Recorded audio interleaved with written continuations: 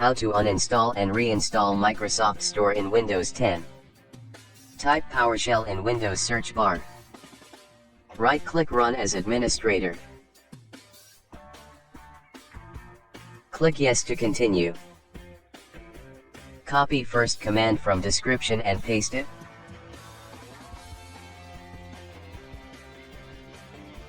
Store uninstalled successfully. Copy second command from description and paste it.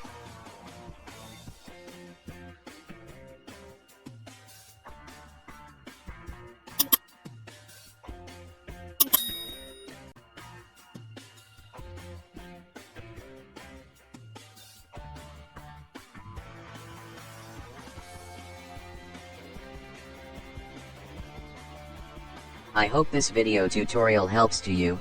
Please like, share and don't forget to subscribe my channel. Thank you very much. See you next video.